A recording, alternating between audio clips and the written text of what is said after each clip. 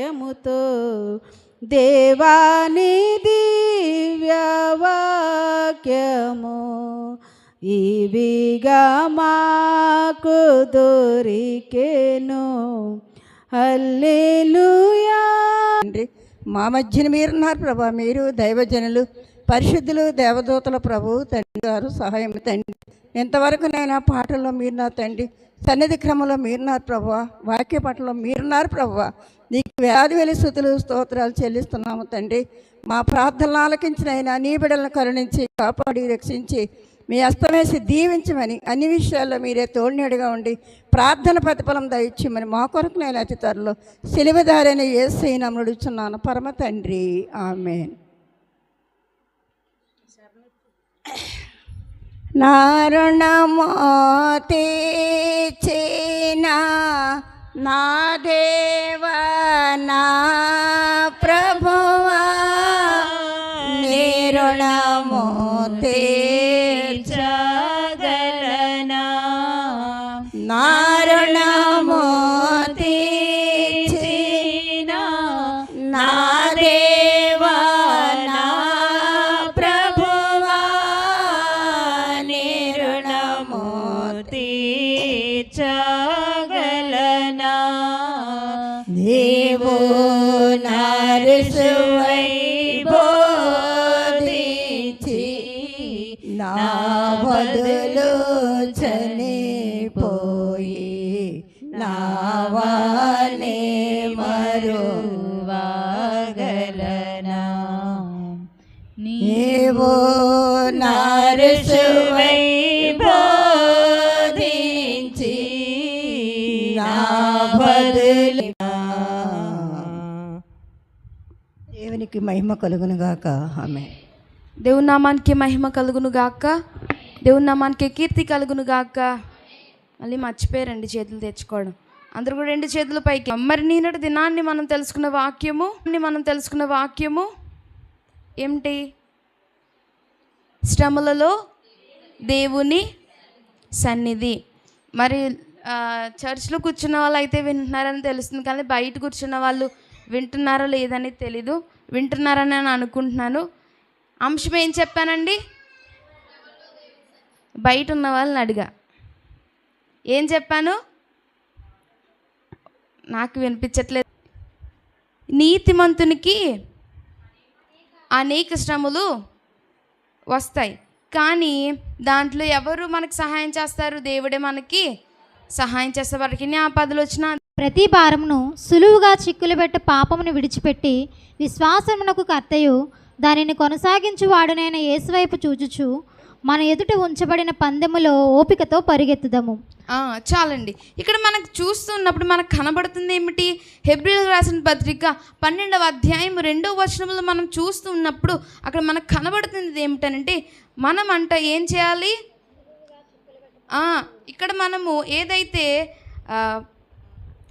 మనము కూడా ప్రతి భారమును సులువుగా చిక్కులు పెట్టు పాపమును విడిచిపెట్టి విశ్వాసమునకు కర్తయు దాన్ని కొనసాగించువాడనైనా యేసు వైపు చూచు మన ఎదుట ఉంచబడిన పందెములో ఓపికతో పరిగెత్తుదము.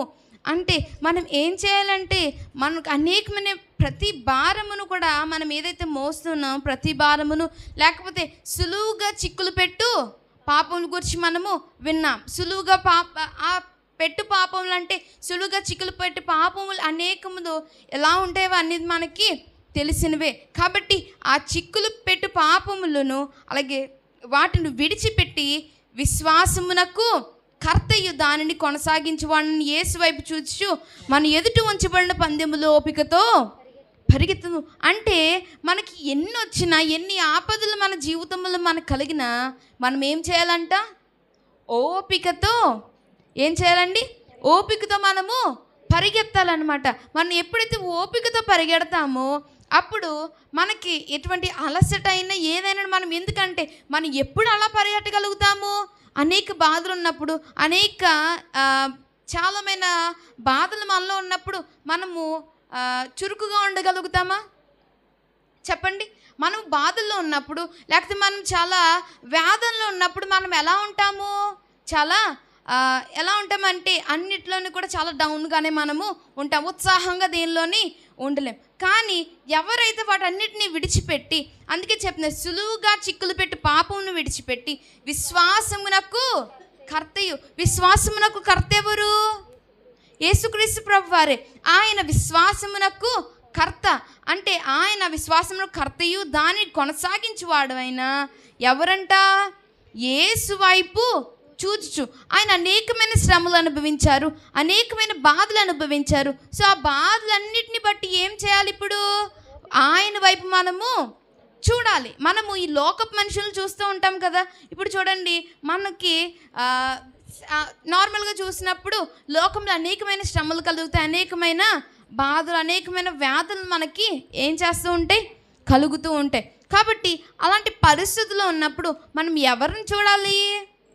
దేవుడి వైపు చూడాలి. కాబట్టి మనము అనేకమైన మాటలు, ఎవరైనా మనకు ఆదరణ మాటలు కలిగించినప్పుడు ఆ యొక్క మాటల వల్ల మనం ఏం చేస్తామంటే, మనుషులు చెప్పే మాటల వల్ల మనం ఏం చేస్తాము?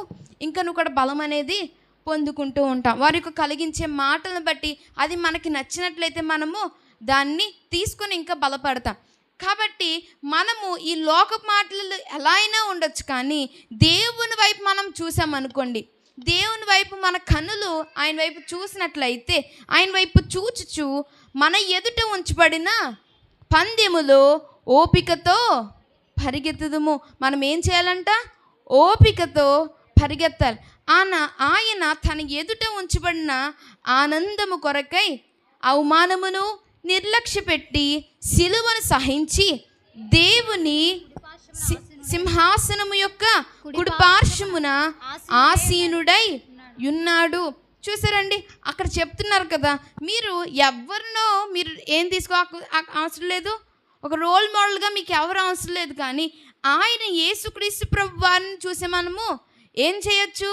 అనేకమైన కార్యములు మానవులున్న మనమందరము కూడా మనం ఆయనలో ఉన్న గుణములను మనం తీసుకొని మన యొక్క జీవితాన్ని, ఆయన ఎందుకు ఈ లోకానికి వచ్చారని అంటే, ఎందు నిమిత్తం వచ్చారు? మనకందరికీ కూడా ఎగ్జాంపుల్గా, ఉదాహరణగా తన యొక్క జీవితాన్ని ఉంచి వెళ్ళినట్టుగా మనం చూస్తూ ఉన్నాం. ఆయన కూడా మనమైతే చిన్న చిన్న శ్రమలకి మనం ఏం చేస్తాం? కృంగిపోతాం కదా. మానవులైన మనమందరము చిన్న చిన్న ఏదైనా పొరపాట్లు జరిగినప్పుడు, చిన్న చిన్న ఏదైనా ఆవేదన, మనకి ఏదైనా ఆపదలు ఏమైనా కలిగినప్పుడు మనం ఏం చేస్తామంటే కృంగిపోతాం. కానీ యేసుక్రీస్తు ప్రభు వారిని మనం ఒకసారి తలంచుకున్నప్పుడు ఆయనకి శ్రమలు కలగలేదా? కలిగినాయండి, కలగలేదా? అనేకమైన శ్రమలు కలిగే. అదే చెప్తున్నారు, ఆయన తన ఎదుట ఉంచబడిన ఆనందము కొరకై అవమానమును నిర్లక్ష్యపెట్టి. చూసారు, ఆయనకి అవమానము, ఎటువంటి అవమానం అంటే మనుషులైన వారికి ఎవరికి అటువంటి అవమానము ఈ లోకంలో జరిగి ఉండదు కదా. ఆయన యేసుక్రీస్తు ప్రభు వారు, ఆయన మన తండ్రి.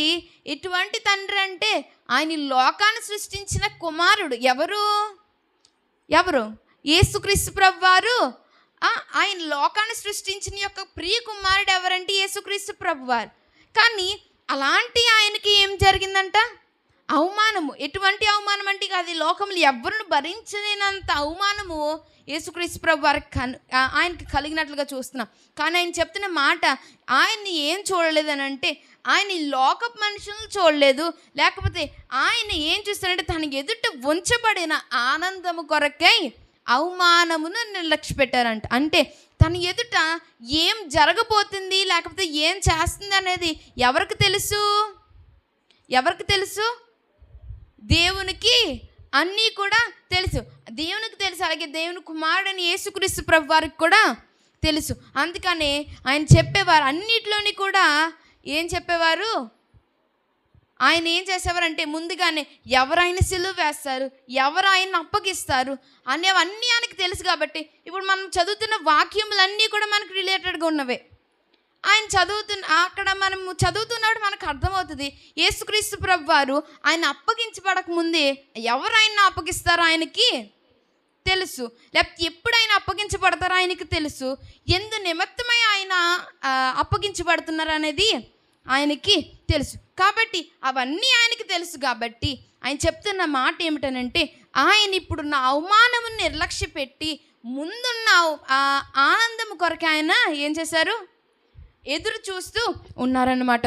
అలాగే సిలువను సహించి దేవుని సింహాసనము యొక్క కుడి పార్శ్వమున ఆసీనుడై ఉన్నారు. ఇప్పుడు ఆయన యొక్క తన అనేకమైన శ్రమలు అనుభవించారు, అనేకమైన కష్టములు అనుభవించారు, అనేకమైన నిందలు అవమానాలు అనుభవించిన తర్వాత ఆయన ఏం సహించారు? సిలువని సహించారు. ఆ సిలువ మరణము ఎటువంటిదంటే, ఆ సిలువ మరణము ఎవరికి వేస్తారని అంటే, అది చాలా ఘోరమైన పాపికి అది సిలువ మరణం అనేది మామూలుగా చేసేది కాదు. సిలువ మరణం ఒక్కొక్కరికి ఎటువంటి మరణం చేయాలి, లేకపోతే ఎలా వాళ్ళని చంపాలి అనే దాన్ని అంతా కూడా ఒక్కొక్కరికి ఒక్కొక్క విధముగా ఉంటాయి. కాబట్టి ఆ సిలువ మరణం అనేది చాలా ఘోరమైన విషయం అన్నమాట.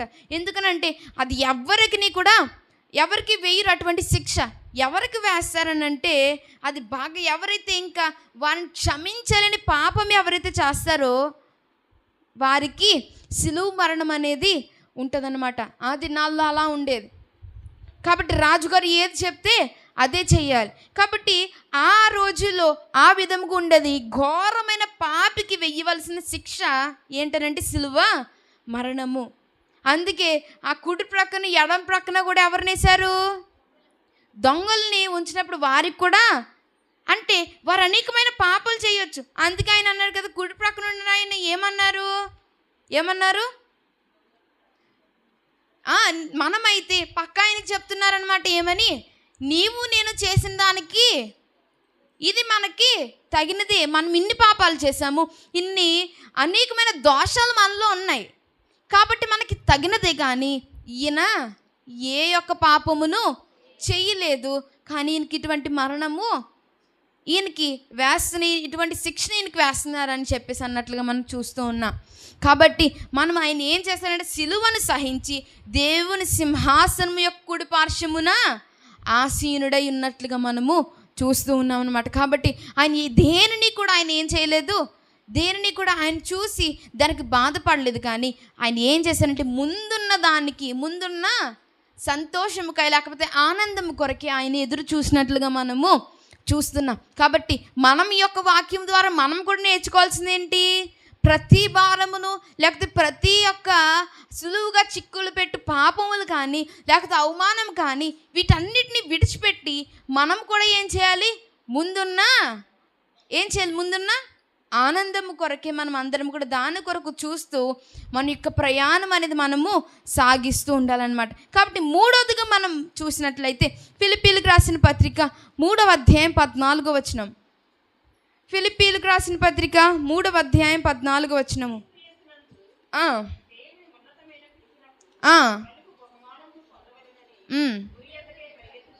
చాలండి. ఇక్కడ యేసుక్రీస్తునందు దేవుని ఉన్నతమైన పిలుపునకు కలుగు బహుమానమును పొందవలనని గురి యొద్దకే పరిగెత్తుచున్నాను. ఏంటండి? ఏం చేస్తారంట? క్రీస్తు యేసునందు. ఇది చూడండి, అక్కడ 13వ వచనంలో మనం చదివినప్పుడు మనకు అర్థమవుతుంది. సహోదరులారా, నేను ఇది వరకే పట్టుకొని ఉన్నానని తలంచుకొనును, అయితే ఒకటి చేయుచున్నాను, వెనుక ఉన్నవి మరిచి ముందున్న వాటి కొరకే వేగిరపడుచు. చాలండి. వెనుకున్నవి మరచి ముందున్న వాటి కొరకై వేగిరపడచ్చు. క్రీస్తు యేసునందు దేవుని ఉన్నతమైన పిలుపునకు కలుగు బహుమానమును పొందవలెనని గురి యొద్దకే పరిగెత్తుచున్నాను. ఏం చేస్తున్నారంట ఆయన? ఏం చేస్తున్నారు? క్రీస్తు యేసునందు ఉన్నతమైన పిలుపునకు కలుగు బహుమానము. ఎవరైతే దేవుని వైపు ఆయన ఎదురు చూస్తూ ఉన్నారు కదా, ఆయన ఏం చేస్తున్నారు? ఎదురు చూస్తున్నారనమాట.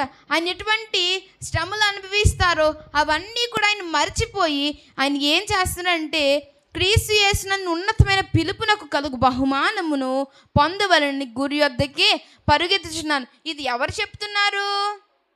పౌలు గారు, అపోస్తలుడైన పౌలు గారు చెప్తున్న మాట అన్నమాట. ఇది ఆయన చెప్తున్న మాట, నేను యేసుక్రీస్తు ప్రభు వారి యొక్క ఉన్నతమైన పిలుపును పొందుకుని నేను కలుగు బహుమానము, నాకు అనేక బహుమానం అంటే అది మామూలుగా మరి ఇచ్చే గిఫ్ట్ కాదు, కానీ దేవుని సన్నిధానములుండే ఒక వరము కొరకు, ఆయన యొక్క సన్నిధానములుండే ఆయన యొక్క స్థానము కొరకు అక్కడ చెప్పబడినట్లుగా మనము చూస్తూ ఉన్నామన్నమాట. కాబట్టి బహుమానం పొందవలనని గురి యొద్దకే పరిగెత్తుచున్నాను. ఆయన ఏం చేస్తున్నారంటే ఆయన గురి యొద్దకే పరిగెత్తున్నట్లుగా మనము చూస్తూ ఉన్నామన్నమాట. కాబట్టి మనమందరము కూడా ఏం చేయాలి? ఇప్పుడు మన ఎదుట ఉన్న పందెములో మనం ఏం చేయాలి? ఓపికతో మనం చెప్పుకున్నాం. అంశం ఏమిటి? ఆగిపోక సాగిపో. కాబట్టి ఆ యొక్క అంశంలోనే మనం చూస్తున్నప్పుడు ఆగిపోకుండా మన ఎదుటున్న పందెములో మనం ఏం చేయాలంట? ఆగిపోకుండా మనం ఏం చేయాలంటే ఇప్పుడు ఎలా సాగిపోగలమనంటే ఎవరి మీద విశ్వాసం ఉంచినప్పుడు? దేవుని మీద విశ్వాసం ఉంచి ఆయన యొక్క తగిన కాలం నాకు బహుమానం ఇస్తారని నమ్మకం నీలో ఉంటే ఎన్ని సమస్యలైనా నీవు దాన్ని దాటుకుని నీవు వెళ్తావు. కాబట్టి మళ్ళా 4వదిగా మనం చూసినప్పుడు యాకోబు పత్రిక 1వ అధ్యాయము 12వ వచనములో శోధన సహించువాడు ధన్యుడు శోధనకు నిలిచిన వాడై ప్రభు తను ప్రేమించు వారికి వాగ్దానము చేసిన జీవ కిరీటము పొందును. ఇక్కడ చెప్తున్న మాట ఏమిటంటే శోధన సహించువాడు ధన్యుడు. ఆ మాటను మనకు చూస్తున్నప్పుడు ఏం చెప్తున్నాడు? ధన్యుడు అనగా ఏమిటి?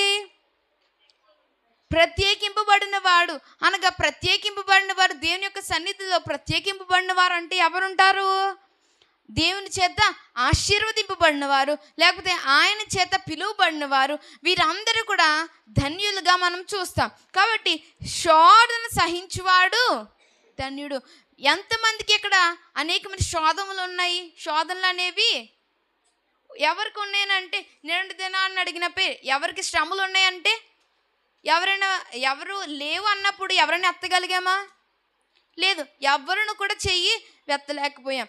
కాబట్టి మనం అందరికీ కూడా శ్రమలు ఉన్నాయి, అనేకమైన శోధనలు అనేవి ప్రతి ఒక్క కుటుంబంలోనే ఉన్నాయి. కాబట్టి శోధన వచ్చిందని నీవు బాధపడితే అది కాదు. కానీ దేవునికి ఇష్టమైనది దేవుడు చెప్తున్నాడు, శోధన విడిచిపెట్టువాడు ధన్యుడు కాదు.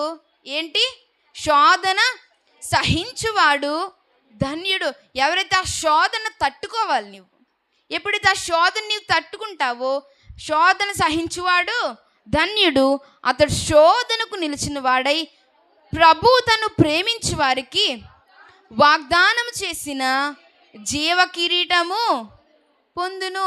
కాబట్టి ఎవరైతే ఆయన యొక్క వాగ్దానము ఎవరైతే శోధనకు నిలిచి ఉంటారో, ఆ శోధనకు నిలిచిన వారు ప్రభు తను ప్రేమించి వారికి వాగ్దానం చేసిన జీవ కిరీటము పొందును. ఈ జీవ కిరీటం అనేది ఈ లోకంలో నుండి వచ్చినదండి. జీవ కిరీటం అంటే ఈ లోకంలో ఉన్నప్పుడు మనకి ఎవరైనా కిరీటం పెడతారా? కాదు. కానీ అనేక తన రాజ్యములో మనందరికీ ఒకానొక దినాన్ని ఏముందండి? తీర్పు అనేది ఉన్నదన్నమాట. ఆ యొక్క తీర్పులో మనందరికీ ఏముందంటే ఆ తీర్పులో మనం చేసిన ప్రతి ఒక్క పనియు నువ్వెన్ని దినాలు ఎన్ని సంవత్సరములు ఈ లోకంలో బ్రతికావో అన్ని సంవత్సరములకు ఆ డేటా అంతా ఎక్కడ ఉంటుందంటే ఎవరి దగ్గర ఉంటుంది? దేవుడి దగ్గర ఉంటుంది. ఈ లోకంలో ఉన్న సీసీ కెమెరా మనం చూస్తున్నప్పుడు ఆ సీసీ కెమెరా ఎప్పటి వరకు ఉంటుంది? ఇక్కడ ఎక్కడైనా మనము పెట్టామనుకున్న సీసీ కెమెరా అంటే ఈ యొక్క చర్చ్లో ఉన్నప్పుడు ఎవరు ఏం చేస్తున్నారో లేకపోతే ఏం జరుగుతుందో అనేది మాత్రం మనము చూడగలుగుతాం. ఇది కాక ఈ సరౌండింగ్లో కాక మనం బయటికి వెళ్ళినప్పుడు అక్కడ ఏం జరుగుతుంది అనేది మనం చూడగలమా? చూడలేం. కానీ ఒక సీసీ కెమెరా మనం ఇక్కడ పెట్టినప్పుడు దీని యొక్క డేటా ఎప్పటి వరకు ఉండొచ్చు అనంటే ఒక 30 days ఉండొచ్చు, ఒక 30 రోజులు, ఒక 4 రోజుల పాటు ఆ డేటా అనేది స్టోర్ అయి ఉండొచ్చు. కానీ దేవుడి దగ్గర ఈ లోకంలో ఉన్నప్పుడు అంత యొక్క జ్ఞానమే ఉంది. కానీ దేవుడి దగ్గర ఎలా ఉంటుందో తెలుసా? నువ్వు చేస్తున్న ప్రతి ఒక్క పనియు నీ పక్కన ఎవరుంటారు? దేవదూతలు ఉంటారు. నువ్వు మంచోడువా చెడ్డోడువా అది కాదు అక్కడ క్వశ్చన్. నువ్వు ఎలాంటి వాడైనా కూడా నీ పక్కన ఎవరుంటారండి? మన పక్కన దేవదూతలు అనేవారు కుడి ప్రక్కన ఒక దేవదూత, ఎడం ప్రక్కన ఒక దేవదూత ఉంటారు. వారు మనం చేస్తున్న ప్రతి ఒక్క పనిని కూడా ఏం చేస్తారు? నోట్ చేసుకుంటూ ఉంటారనమాట. కాబట్టి ఆయన యొక్క అవన్నీ కూడా ఎక్కడ రాయబడతాయి అంటే, అవన్నీ ఎక్కడ మన డేటా అంతా ఉంటుందంటే జీవ గ్రంథములో వ్రాయబడుతుంది. మనం చేసిన ప్రతి ఒక్క పని కూడా జీవ గ్రంథంలో వ్రాయబడుతుంది అనమాట. కాబట్టి ఎప్పుడైతే నువ్వు శోధన సహించి ఎప్పుడైతే శోధన సహిస్తావో నీవు ధన్యుడు అవుతావు. అలాగే అతడు శోధనకు నిలిచిన వాడే ప్రభు తన్ను ప్రేమించి వారికి వాగ్దానం చేసిన జీవ కిరీటము పొందును. ఎవరైతే ఆ జీవ గ్రంథంలో వ్రాయబడుతుందో, నీ పేరు ఆ జీవ గ్రంథంలో వ్రాయబడినదంటే అప్పుడు నీకేం కలుగుతుంది? ఏం కలుగుతుంది? జీవ కిరీటం అనేది నీవు పొందుకుంటావు. ఆ జీవ గ్రంథంలో అక్కడ రాయబడేది ఏమిటనంటే, నీవు మంచి చేసిన వాడమైతే నీవు చేసిన పనులు బట్టి, నువ్వు చేస్తున్న క్రియలు బట్టి నీ పేరు అనేది దానిలో వ్రాయబడుతుంది అనమాట. కాబట్టి మనమందరము కూడా మన ప్రతి ఒక్క పనిలోనూ, మనకు వచ్చిన శోధనలోనూ మనం ఏం చేయాలి? దానికి మనము తట్టుకునే వారముగా ఉండాలన్నమాట. కాబట్టి చివరిగా 5వదిగా మనం చూస్తూ ఉన్నప్పుడు మనకు కనబడుతున్నది తిమోథీయులకు రాసిన 2వ పత్రిక 4వ అధ్యాయము 7వ వచనములో, మంచి పోరాటం పోరాడితిని, నా పరుగు కడముట్టించితిని, విశ్వాసము కాపాడుకుంటిని. చాలండి. అక్కడ మనం చూసినప్పుడు అక్కడ మనకి ఎవరు చెప్తున్నారు ఆ మాట? అపోస్తలుడైన పౌలు గారే చెప్తున్నారు ఆ మాట. ఏం చెప్తున్నారంటే, మంచి పోరాటము పోరాడి తిని. ఆయన ఎటువంటి పోరాటం పోరాడారంటే, ఆయన ఒక మంచి పోరాటమైన పోరాడి తిని, నా పరుగు కడముట్టించి తిని, విశ్వాసమును కాపాడుకుంటే. ఆయన చెప్తున్న మాట ఏమిటనంటే, అవన్నీ కూడా నేను నా యొక్క పరుగు పందెములో అనగా నా యొక్క జీవితం అంతటిలో కూడా నేను పోరాడాను. నేను అనేకమైన పోరాటములు.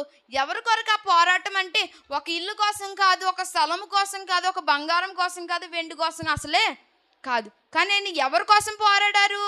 దేవుని యొక్క సువార్త కొరకు, దేవుని యొక్క సువార్త వ్యాప్తి కొరకు అనేకమైన శ్రమలు అనుభవించినట్లుగా మనం చూస్తున్నాం. నా పరుగు కడముట్టించితిని. నా పరుగు అంటే ఆయన చెప్తున్నారు, పౌలు గారు చెప్తున్నారు, నా పరుగు అంతా కూడా నేను ఏం చేశాను? కడముట్టించానని చెప్పేసి ఆయన చెప్తున్నాను అనమాట. అంటే ఆయన ఎంత చేయగలిగారో అంతవి కూడా ఆయన చేశారు. అంటే ఆయన మొదట్లో నుండే దేవుని తెలుసుకున్నారంటే, ఆయన మొదటి నుండే తెలుసుకోలేదు. కానీ ఆయన మారిన తర్వాత ఆయన యొక్క పనిని మాత్రం ఆయన ఏం చేశారంట? కడముట్టించినట్లుగా చూసిన విశ్వాసమును కాపాడుకుంటుని. అక్కడ చెప్తున్నారు ఆయన ఏం చేశారంటే, ఆయన యొక్క విశ్వాసమును కూడా ఏం చేశారంటే కాపాడుకుని. మనము ఒకవేళ మనం కానీ చేసే మనకు దేవుని కోసం మనం ఏదైనా ప్రయాసపడినా మనలో అనేకమైన బాధలు మనకు వస్తాయి, అనేకమైన నిందలు మనకు వస్తాయి. అవన్నీ వచ్చినప్పుడు సాధారణంగా మనందరికీ ఏమవుతుందండి? మనలో ఏం కలుగుతుంది? విశ్వాసం అనేది తగ్గిపోతుంది, కోల్పోతాం విశ్వాసం. ఎందుకు కోల్పోతామని అంటే, నేను ఎంత చేస్తున్నాను కదా, దేవుని కొరకు నేను ఎంత ప్రయాసపడుతున్నాను, కానీ దేవుడు నాకు చూడట్లేదు, దేవుడు నాకు ఎటువంటి ప్రతిఫలం నాకు ఇవ్వట్లేదు.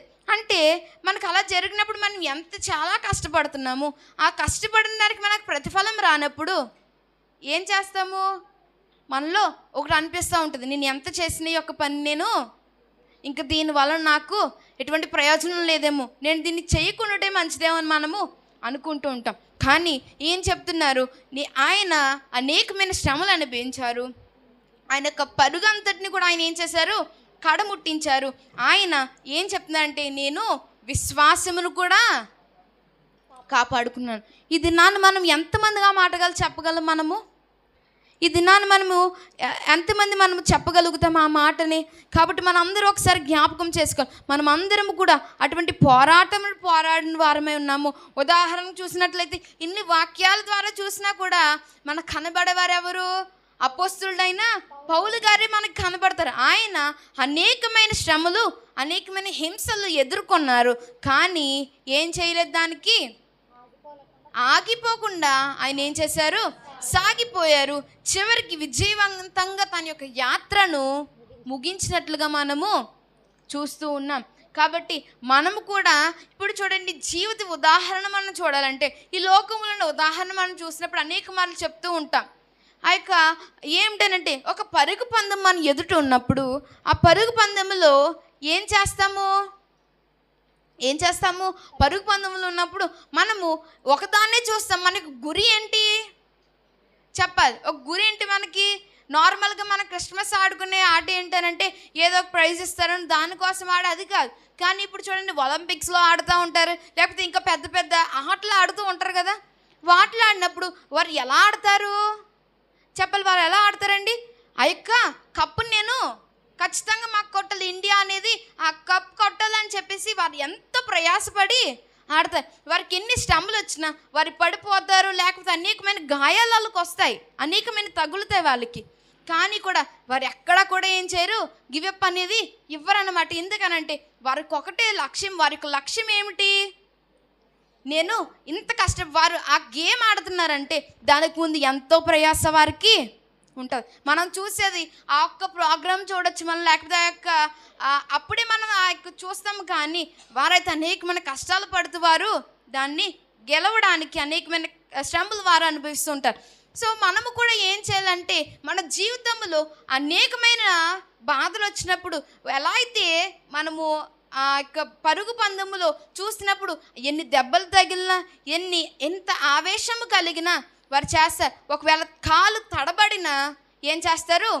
నార్మల్గా అయితే మనం పడిపోయినప్పుడు ఎవరైనా మనం లేపితేనే మనము లేవగలుగుతాం. కానీ అదే పరుగు పందాలు ఆడినప్పుడు మనం ఎవరైనా లేపాలండి వచ్చి ఏం చేయాలి? మనం ఏం చేస్తాము? మనమే లేచి ఏం చేస్తామంటే ఎన్ని శ్రమలు వచ్చినా మనము ఆ గురి యొద్దకే మనం వెళ్ళాలని మనం చూస్తాం. కాబట్టి మానవ యొక్క జీవితంలో మనందరికీ కూడా ఒకటే శ్రమ. మనందరికీ కూడా ఏముంది? మనకి శ్రమలు అనేవి మనందరికీ ఉన్నాయి. కాబట్టి ఎవరైతే శోధన సహించేవాడు ధన్యుడు. ఆయన యొక్క వాక్యంలోనే శోధన సహించేవాడు ధన్యుడని దాని యొక్క వాక్యం చెప్పబడుతుంది. కాబట్టి ఎవరైతే శోధనలన్నీ భరిస్తారో, ఎవరైతే శోధనలన్నీ సహిస్తారో వారందరికీ కూడా ఎలా అయితే పరుగు పందెంలో నీవు ఆగిపోక పరిగెట్టినప్పుడు నీవు ఒక్క విజయాన్ని పొందుకుంటావో, ఈ లోకంలో కూడా నీకు ఒక్క విజయం ఇచ్చేది ఏమిటనంటే విశ్వాస యాత్రలో కూడా నువ్వు ఎలా ఉండాలి? విశ్వాస యాత్ర కూడా అదే విధముగా ఉంటుందన్నమాట. కాబట్టి ఎప్పుడైతే నువ్వు ఆగిపోకుండా సాగిపోతూ నీ యొక్క శోధనలు వచ్చినప్పుడు, నీ యొక్క బాధలు వచ్చినప్పుడు, నీకు అనేకమైన శ్రమలు కలుగుతున్నప్పుడు నువ్వేం చేయాలంటే అనేకమైన శ్రమలు నీకు వచ్చినా నువ్వేం చేయాలి? దేవుని వైపు మాత్రమే ఎదురు చూడాలి. యేసుక్రీస్తు ప్రభు వారికి కూడా ఆయన అనుకోవచ్చు కదా. ఈ దినాన్ని మనం అనుకుంటున్నాం, నాకే ఎన్ని శ్రమలా, నాకే ఎన్ని బాధలు అని చెప్పేసి మనం అందరం అనుకుంటూ ఉన్నాం కదా. సాధారణంగా ప్రతి ఒక్క మనిషికి దేవుని మీద విశ్వాసం ఉంచిన వ్యక్తికి మనం అనుకుంటున్నది ఏంటంటే నాకిన్ని శ్రమలు ఎందుకు వస్తున్నాయి, లేకపోతే దేవుని వైపు విశ్వాసం లేని వారికి ఏమి శ్రమలు రావడం లేదు, వారంతా కూడా చాలా ఆనందంగా ఉన్నారు. కానీ నాకు ఇటువంటి పరిస్థితి ఎందుకని చెప్పి మనం అందరికీ అనుకుంటూ ఉన్నాం. కానీ యేసుక్రీస్తు ప్రభు వారికి తెలీదా? మరి యేసుక్రీస్తు ప్రభు వారికి కూడా ఏం తెలుసు? ఆయన సిలువ వేస్తారని తెలుసు. మనం ఇప్పుడు ఎవరైనా మనకు ఆపద కలిగిస్తారని తెలిసినప్పుడు మనం ఏం చేస్తాము? ఆ పొందు నుండి మనము తప్పించుకుంటాం కదా. కానీ మరి యేసుక్రీస్తు ప్రభు వారు ఏం చేశారు? అక్కడ ఆయన తప్పించుకుంటే ఈ దినాన్ని నీకు రక్షణ ఉంటుందా? ఉంటుందండి. నీ కోసం ఎవరైనా రక్తం కారుస్తారా? నీ కోసం నీ యొక్క పాప శిక్షణ ఎవరైనా నీకు ఇస్తారా? ఎవ్వరు కూడా ఇవ్వరు. ఎందుకంటే ఆయన ఎప్పుడైతే ఆయన శోధన సహించాడు కాబట్టి ఆయన ధన్యుడుగా ఈ దినాన్న ఆయన తన తండ్రి కుడి పార్శ్వమున కూర్చున్నాడు అనమాట.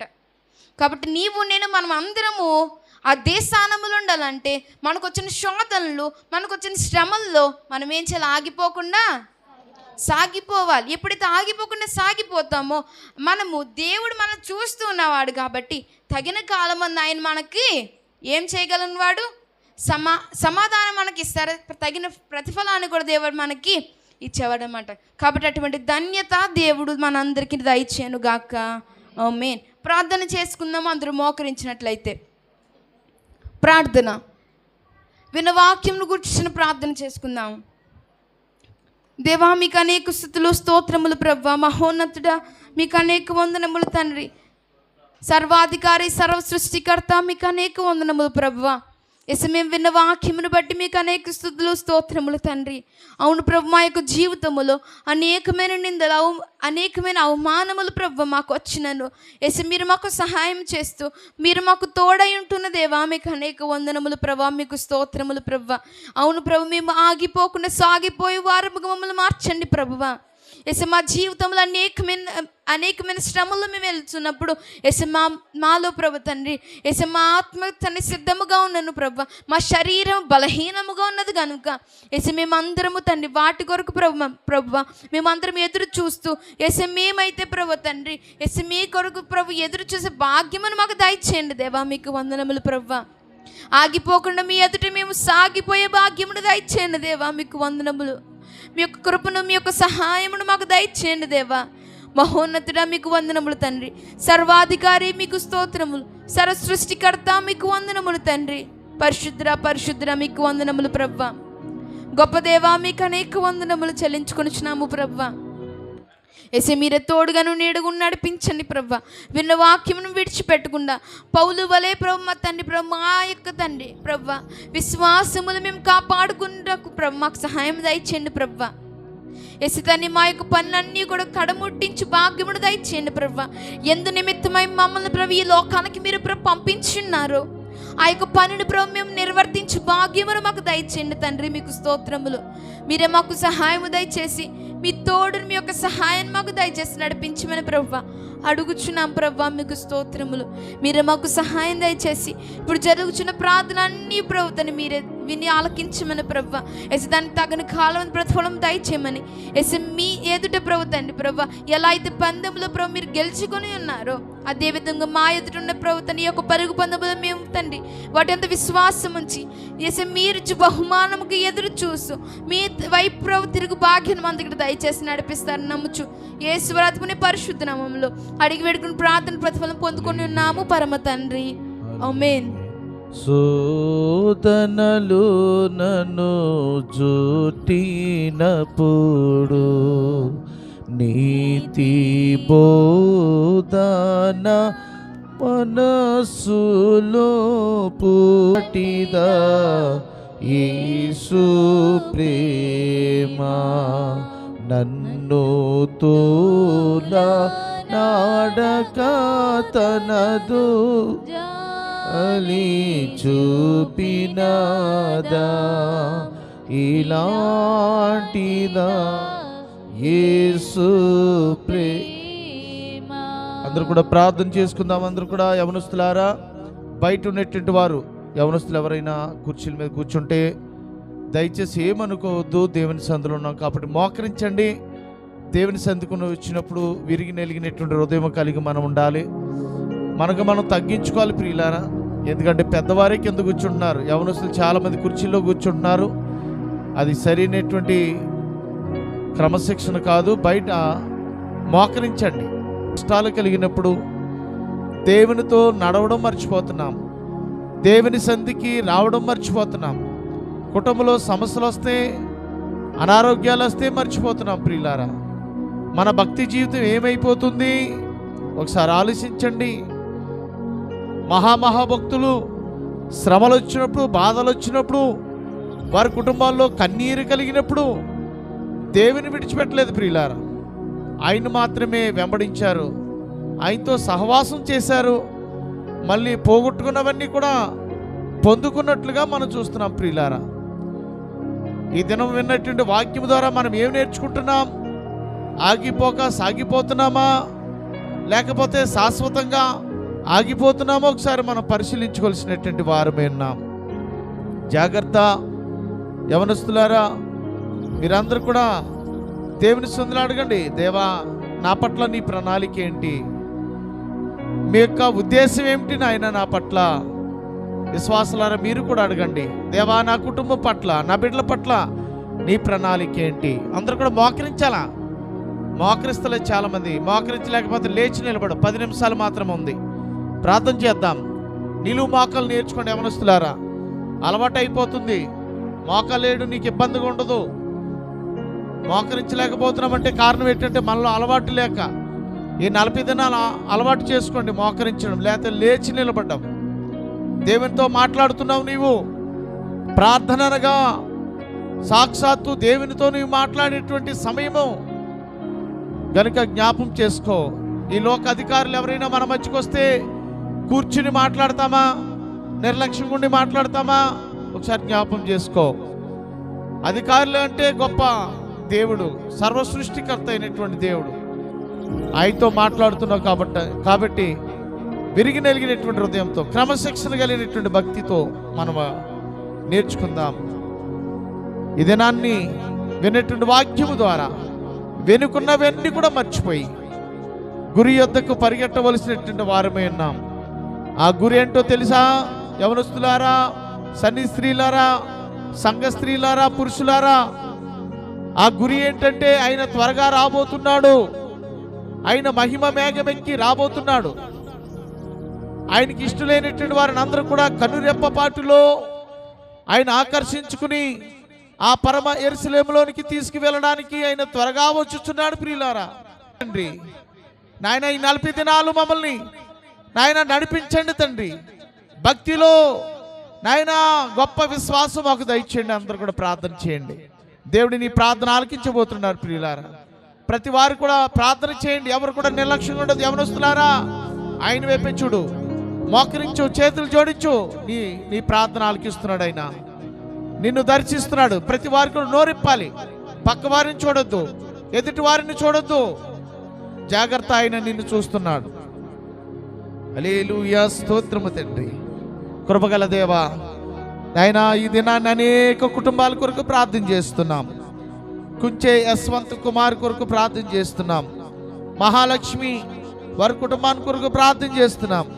దీన బిడ్డలను దీవించండి, కుటుంబంలో సమస్యలు తీర్చండి, అనుదిన ఆహారం ఆరోగ్యం ఇచ్చి నడిపించండి. అలాగే నాయన కుంచే అన్నవరం గంగమ్మ కొరకు ప్రార్థన చేస్తున్నాం. కుమార్తె మీ ఎడల ఎంతో భయభక్తులైనటువంటి వారు, నీ సంధిని విడిచిపెట్టినటువంటి బిడ్డలు కదండి నాయన. అనుదిన ఆహారం ఇచ్చి ఆరోగ్యం ఇచ్చి నడిపించండి. కుంచే చిన్నరావు శ్యామల కొరకు ప్రార్థించున్నాము తండ్రి. నాయన నీకే వందనములు, స్తోత్రములు. నాయన అన్నవరం గారు తండ్రి ప్రభా, నీ సన్నిధికి దూరంగా ఉంటున్నారు. నిశ్చితమైతే తండ్రి ప్రభా, మారు మనసు దయచేయండి. వారి సతిమణి గంగమ్మ గారు కూడా నీ సన్నిధికి దూరంగా ఉంటున్నారు. నిశ్చితమైతే తోడుకునిరండి. ఈ లోకం అశాశ్వతము, నిర్లక్ష్యంగా ఉంటే గురి యొద్దకు వెళ్ళలేము కనుక తండ్రి నాయన విశ్వాసము దయచేయండి. నేను విశ్రాంతి దినాన్ని దేవుని సన్నిధికి పరిగెత్తుకుని వెళుతాను, దేవునితో మాట్లాడుతాను, దేవుడిచ్చేటువంటి మహాకృపను పొందుకుంటాననేటువంటి గొప్ప విశ్వాసం దయచేయండి. చిన్నారం దీవించండి, శ్యామలను దీవించండి దేవా. నాయన నీ పరిచయలో వాడబడుతున్నటువంటి బిడ్డలు ఆయన 2 కుమార్తెలు ఇచ్చవుతండి. వారి చదువుల్లో కూడా సహాయం చేయండి. అనుదిన ఆహారం ఆరోగ్యం ఇచ్చి నడిపించండి. నాయన డ్రైవర్స్గా చాలామంది పనిచేస్తున్నారు. మీ కృపా కాపుదలు ఉంచండి తండ్రి. అనేక మార్లు రక్షించావు, కాపాడావు, కేవలం నీ కృప తండ్రి. అలాగే నాయన కుంచే హరీష్ బాబు కొరకు, పార్వతి కొరకు ప్రార్థన చేస్తున్నాం. కుమార్తెను అనుగ్రహించావు, నీ సంధిలో వాడబడుతున్నారు. ఇంకా తండ్రి నాయన కుమారుడు దూరంగా ఉంటున్నాడు. మారు మనసు దయచేయండి నాయన. తన భార్య చేస్తున్న ప్రార్థన ఆలకించండి. కుమార్తె చేస్తున్న ఆరాధన దీవించండి దేవా. నీకే వందనములు, స్తోత్రములు. నాయన రాకపోకలందు మీ కృపా కాపుదలు ఉంచండి. అలాగే నాయన కుంచే తరుణ్ పుష్ప గారి కొరకు ప్రార్థన చేస్తున్నాం. కుటుంబంలో సమస్యలు ఉన్నాయి. కుమారుని సంధికి దూరంగా ఉంటున్నాడు. మారు మనసు దయచేయండి దేవా. నీకు వేరుగా ఉండి ఎవరు కూడా ఏమీ చేయలేనటువంటి పరిస్థితి నాయన గనుక తండ్రి సత్యమేటో గ్రహించుకుని నీకు భయభక్తులు కలిగి జీవించే కృప దయచేయండి.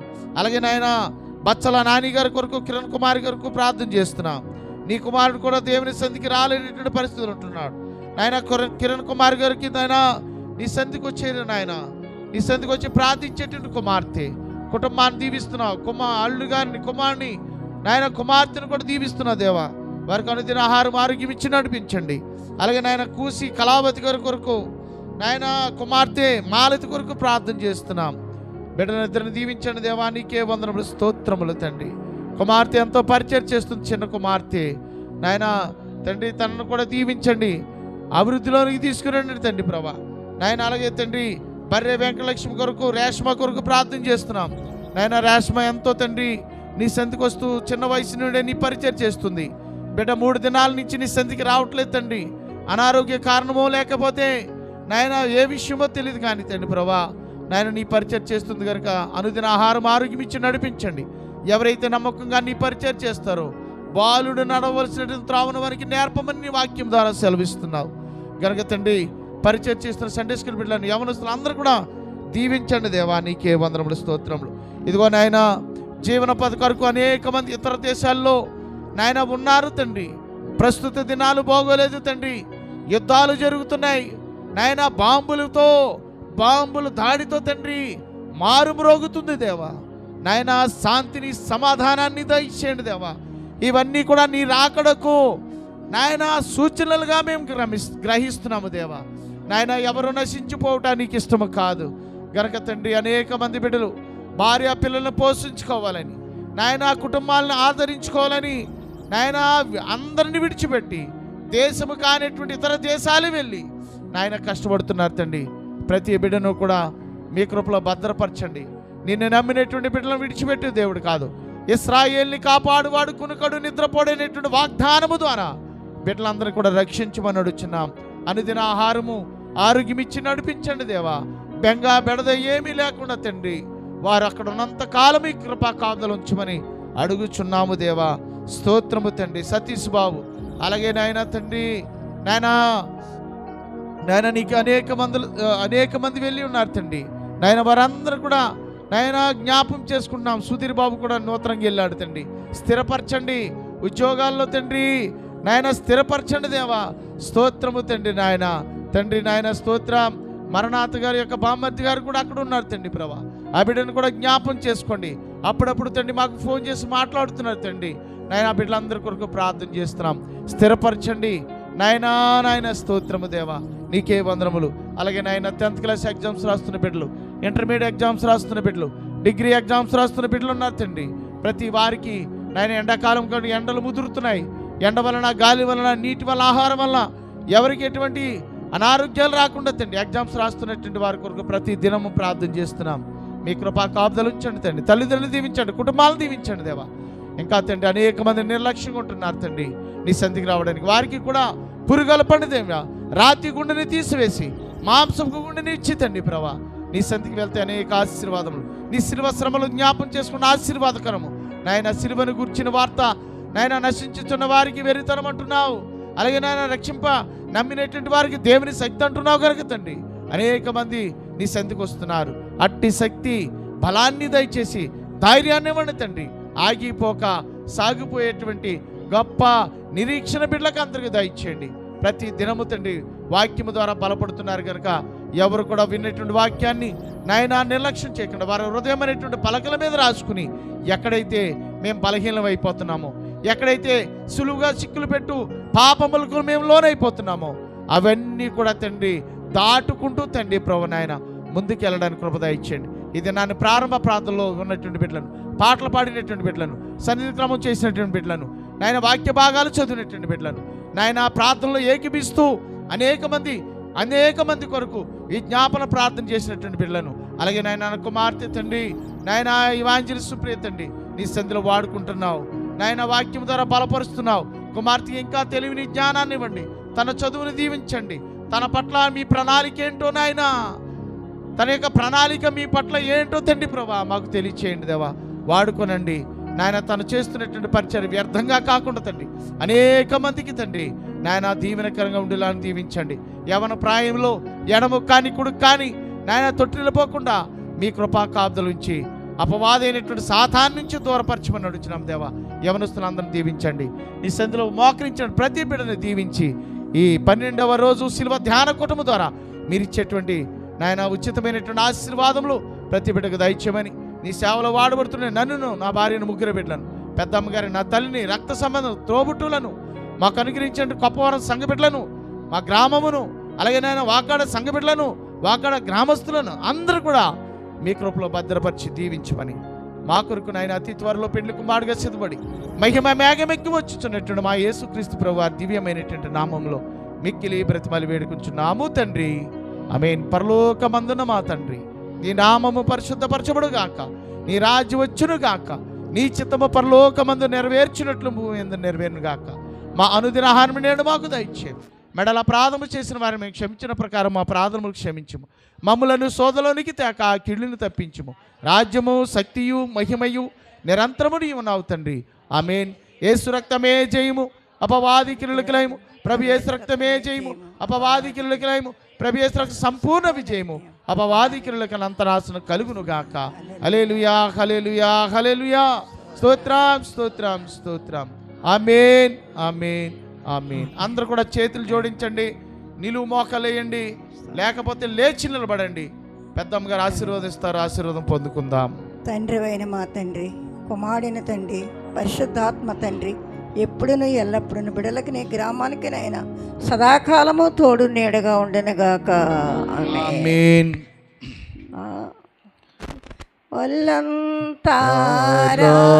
ఒల్లంతారక్తము ముల్లా కిరీటము తలపై పెట్టిరి సోదరా, ఒల్లంతారక్తము ముల్లా కిరీటము తలపై పెట్టిరి సోదరా, ఒకడు బల్లెంబోతో పడవా నీళ్ళు రక్తము గారి చెల్లులాయెను సోదరా, ఒకడు బల్లెంబోతో పడవా నీరు రక్తము కారి చిల్లులాయెను సోదరా. అందరూ కూడా చేతులు జోడించండి, మన చెప్పుకుందాం. మరణాత మరణాత మరణాత, ప్రభు వచ్చుచున్నారు, ప్రభు వచ్చుచున్నారు, ప్రభు వచ్చుచున్నారు. అందరికీ మరణాత. దేవాది దేవుడు మీ అందరినీ బహుగా దీవించి ఆస్వాదించి ఆయన కృపలో భద్రపరిచి నడిపించును గాక.